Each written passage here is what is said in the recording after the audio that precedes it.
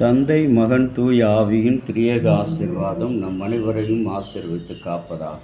ஆமேன். இந்த காலை நேர சிந்தனைக்காக நியாயாதிபதிகள் 7ஆம் அதிகாரம் 1 வசனம் துவங்கி 5 வசனம் முடிய 4 வசனம் முடிய நாம் தியானிப்போம்.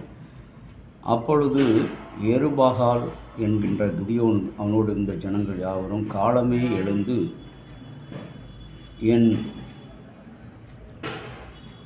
புறப்பட்டு ஏன் கரோத்தின் அருகே பாளையம் இறங்கினார்கள். மீதியானியரின் பாளையம் அவனுக்கு வடக்கே கிபியத்மோரா பக்கத்தில் பள்ளத்தாக்கில் இருந்தது. அன்புக்குரிய இறை மக்களே, ஒரு இஸ்ரவேல் மக்களை வழிநடத்துவதற்கு கடவுளால் தெரிந்து கொள்ளப்பட்ட கிதியோன் பல போராட்டங்களுக்கு பிறகு எருபாகால் என்கின்ற பெயரை பெற்றவனாக, ஒரு புதிய நாமம் தரிப்பிக்கப்பட்ட மனிதனாக அவன் இஸ்ரவேலரை அழைத்து கொண்டு போகிறான். அவர்களை மீட்கும்படியாக, மீதியானியரை வெல்லும்படியாக. இவனோடு இருந்த ஜனங்கள் அதிகமான ஜனங்கள் ஆகையினாலே அவர்களை வெல்வது சிறந்த காரியம் என்று சொல்லி போகும்போது கர்த்தர் அவனோடு பேசினான். இன்றைக்கு நம்முடைய இங்கே பார்க்கும்போது கிதியோன் என்ன செய்கிறான்? காலமே எழுந்து ஜனங்கள் யாவரையும் எழுந்து புறப்பட்டு, காலமே அதிகாலையில் எழுந்து ஜனங்கள் எல்லோரும் புறப்பட்டு, இந்த ஒரு வார்த்தை காலமே எழுந்து ஜனங்கள் எல்லோரும் புறப்பட்டு, முந்தின நாளே இந்த கிதியோன், எருபாகால் என்கின்ற கிதியோன் ஜனங்களுக்கு அறிவிப்பு கொடுத்து விட்டான். நாளை நாம் மீதியானரை மேற்கொள்ளப் போகிறோம். அதிகாலையில் எழுந்து நாம் ஆண்டவரை தரிசித்து பள்ளத்தாக்கில் தேடுவோம் வாருங்கள் என்று சொல்லி அழைப்பு கொடுக்கிறான்.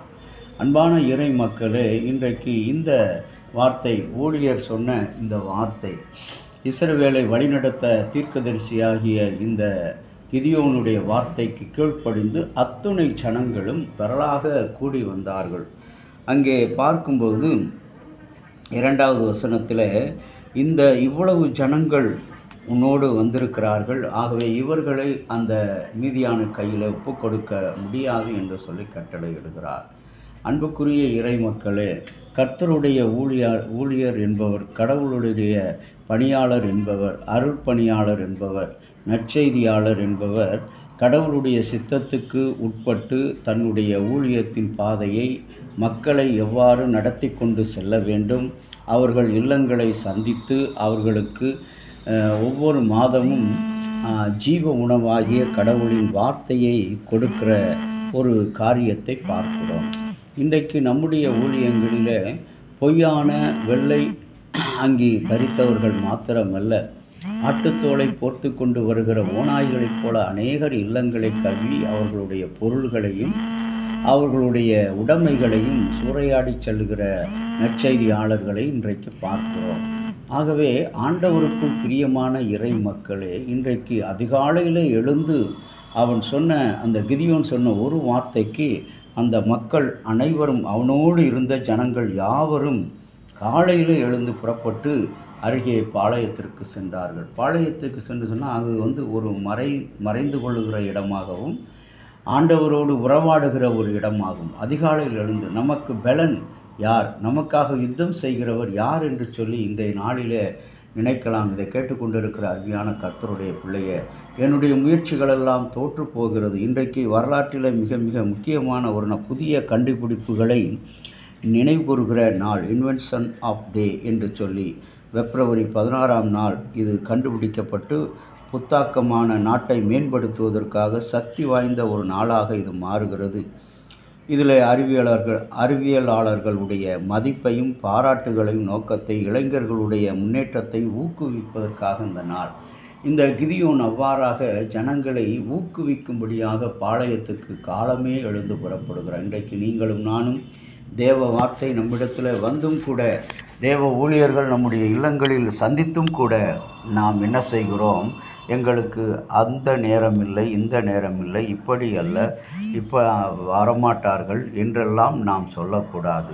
கடவுளுடைய பணியாளர் அழைத்தால் அதனால் எவ்வளவு நஷ்டம் ஏற்பட்டாலும் அதை பொருட்படுத்தாது இறைப்பணிக்கு செல்லுகின்ற மக்களுக்குத்தான் வெற்றியும் ஆசீர்வாதமும் பிள்ளைகளுடைய வாழ்வின் உயர்வும் கூடும்.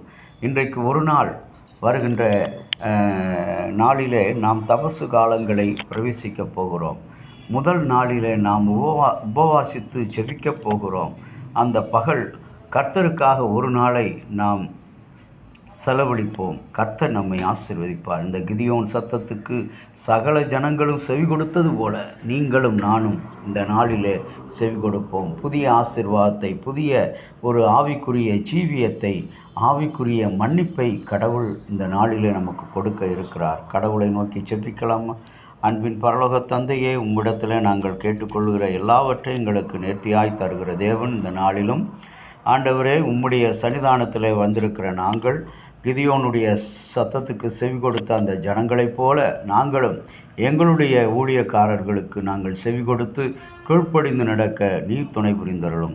அன்பின் தேவனே, எங்களுடைய திருச்சபையில் இருக்கிற பேராயர், ஆலோசனை சங்க செயலர் அவர்களுக்காக வேண்டுகிறோம். உறுப்பினர்களுக்காக வேண்டுகிறோம். நேர்மையும் உண்மையுமாக உத்தமமாக நடக்க, திருச்சபையை தொலைதூரத்தை நோக்கி பயணிக்க அவர்களுக்கு நல்ல ஆலோசனைகளை தாரும். மனித